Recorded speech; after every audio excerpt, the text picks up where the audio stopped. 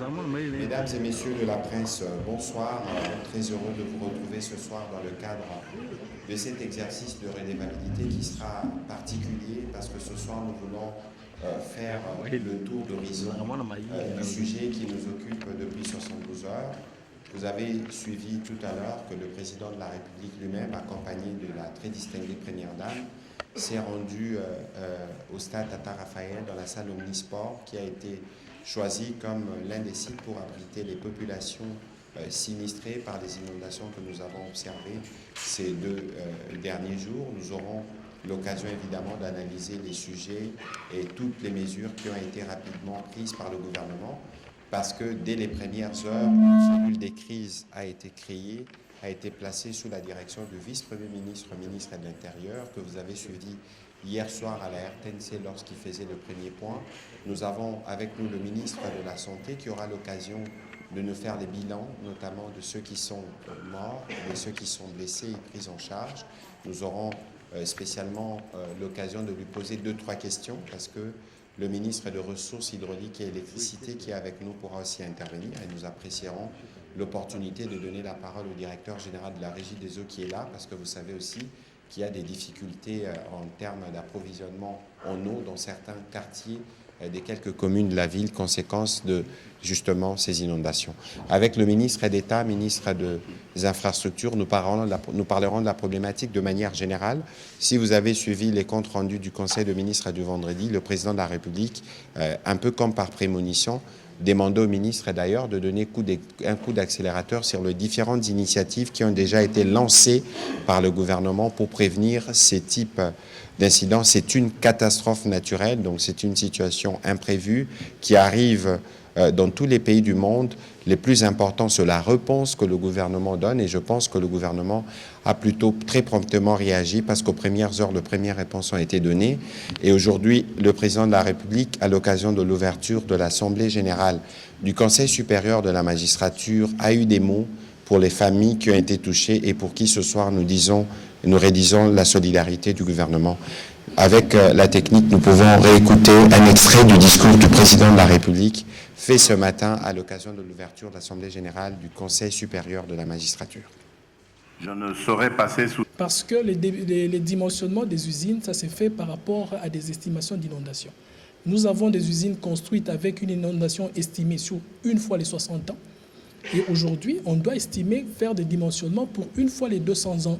C'est-à-dire ça va nous pousser à revoir les canalisations tout autour et remonter, par exemple, nos systèmes de protection en forme de digues pour protéger ces usines-là. Donc aujourd'hui, ce que nous sommes en train de faire, c'est-à-dire que nous avons d'abord ressorti ces équipements-là pour les sécher, et dans l'espoir que nous n'aurons pas de précipitations rapides, mais actuellement, la réflexion la plus profonde aujourd'hui, je pense que même le directeur général de la Régie des eaux peut-être peut expliquer encore de manière opérative, c'est pour réfléchir sur comment protéger ces installations sur le long terme si nous avions des catastrophes qui peuvent arriver. Parce qu'aujourd'hui, ce sont des précipitations de cette année. Qu'en dire de l'année prochaine ou dans 2-3 ans, il faudra maintenant qu'on pense sur des protections structurelles, sur les déviations des eaux ainsi que les systèmes de drainage autour de nos usines. Voilà, merci beaucoup. Alors, sur la première question, sur la construction d'une... Je pense que nous avions parlé du projet Kinelenda.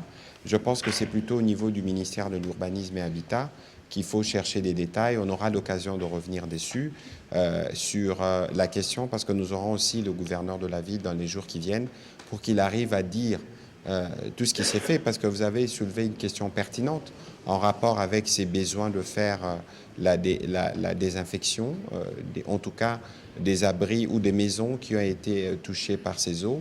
Le ministre de la Santé vous l'a dit tout à l'heure, que toutes ces questions, en fait, vous savez, lorsque vous êtes en face d'une telle crise, elle peut arriver en 1 ou 2 jours, mais les conséquences que vous devez gérer se projettent sur de longs mois.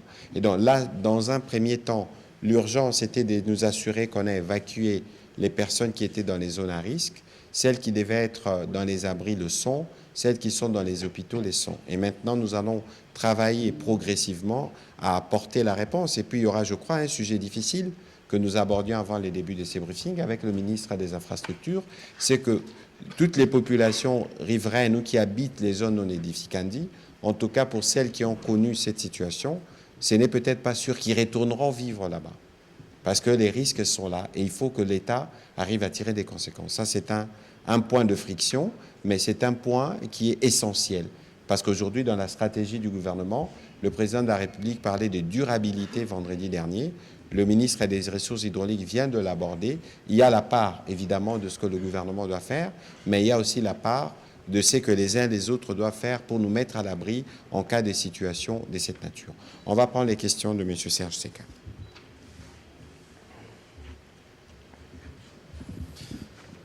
Merci, Excellence, Monsieur le Ministre, pour la parole. Je tenais de prime abord à saluer la dextérité et la rapidité avec laquelle les gouvernements s'étaient évertués à prendre en charge les victimes de cette catastrophe. Parce qu'il y a exactement une année, on était dans un briefing avec l'ancien ministre de l'Intérieur pour parler de l'autre catastrophe qui est intervenue il y a une année. Pour parler de la même chose. C'est vrai que ce sont des phénomènes naturels, mais ma question est transversale, Monsieur le Ministre. Quelles sont les dispositions qui ont été prises depuis une année pour prévenir ce qui est arrivé? Parce qu'on continue à construire le long de rivières. On continue à distribuer des titres de propriété. On continue à ne pas curer le caniveau. Alors je pense que avec l'expérience, on a quand même le moyen de prévoir plus ou moins ce qui peut arriver. La science aidant avec la météo aujourd'hui, on peut prévoir plus ou moins ce qui peut arriver. Deuxième question, à vous, Excellence, Monsieur le Ministre. On a vu le gouvernement à l'œuvre, mais je me pose la question, la place de la ville de Kinshasa. On a comme l'impression que le gouvernement est en train de faire tout et que la ville de Kinshasa vient à la traîne alors que la décentralisation accorde des compétences et des moyens pour que certaines questions de proximité puissent trouver directement réponse. Est-ce que vous êtes tellement dans la suractivité que vous prenez la place du gouvernement central, le gouvernement provincial, ou il y a autre chose? En ce qui concerne la distribution, troisième question, Monsieur le ministre des Ressources hydrauliques, est-ce que le réseau Régie des eaux est connecté? Parce que du côté est, des usines sont en arrêt, mais si on prend Ngaliema, on prend Ozone, on prend Lukunga, si le réseau est interconnecté, on peut aider la population de l'Est. Et là, ça se pose une question de gestion technique de notre réseau au niveau de Kinshasa. Est-ce que c'est sectoriel ou à un certain moment, on peut prendre de l'eau de l'Ouest et l'amener vers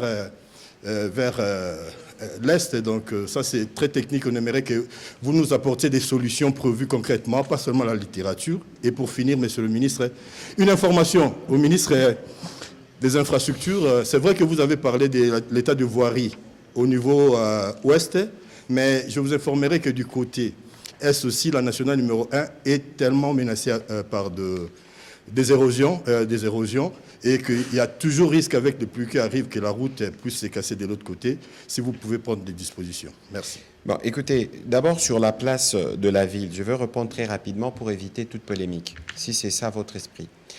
Le gouverneur de la ville devrait être avec nous ce soir, mais il ne faut pas oublier que nous sommes encore dans l'urgence de la gestion des milliers de personnes.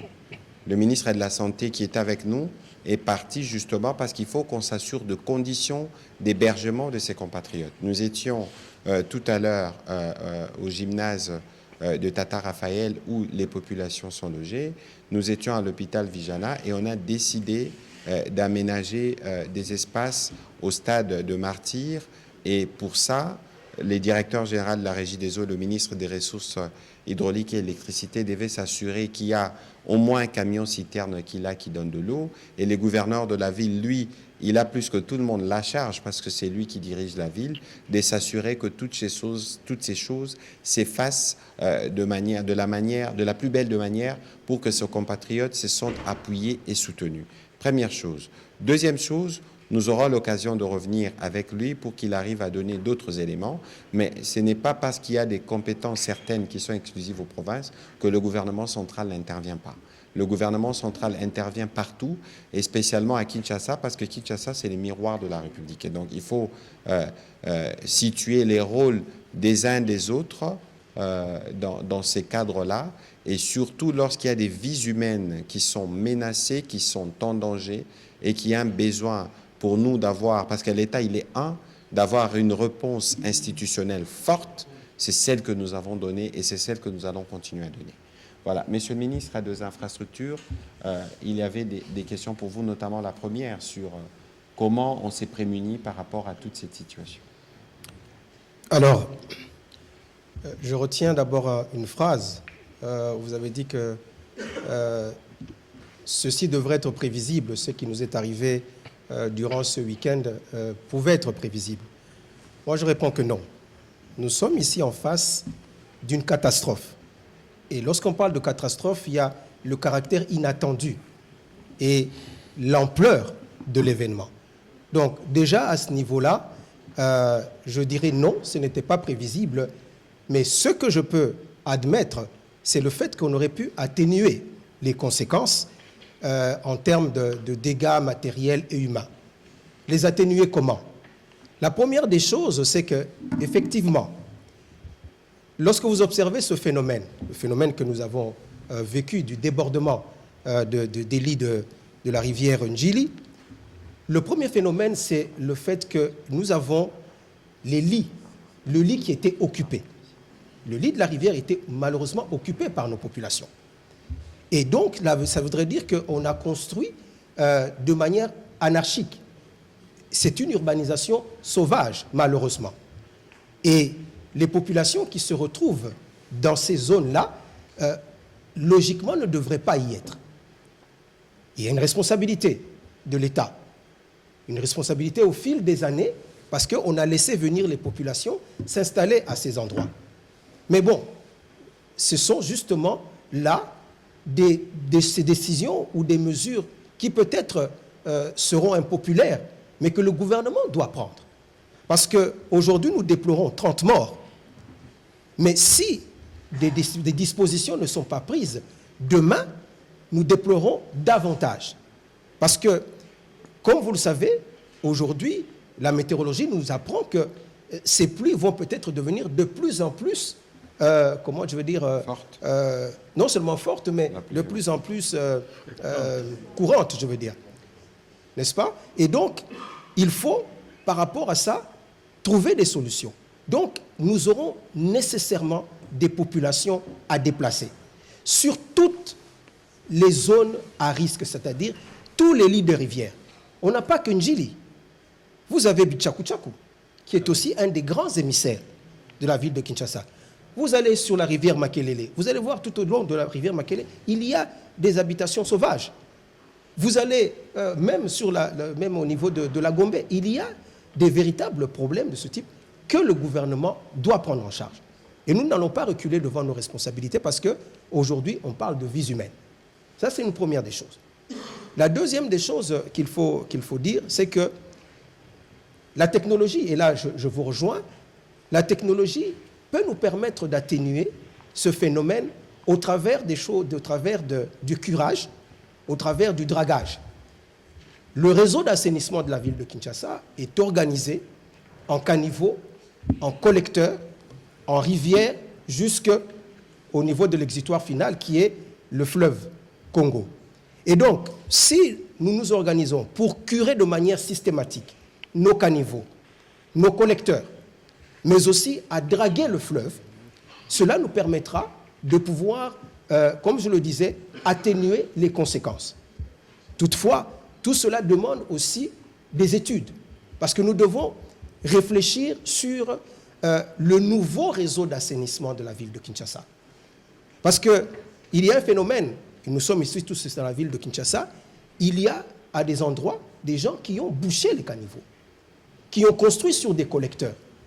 Ça aussi, c'est un phénomène que nous vivons ici à Kinshasa, Bien sûr. de la part de certains de nos compatriotes. Et donc, ces bâtiments qui sont construits sur les collecteurs, malheureusement,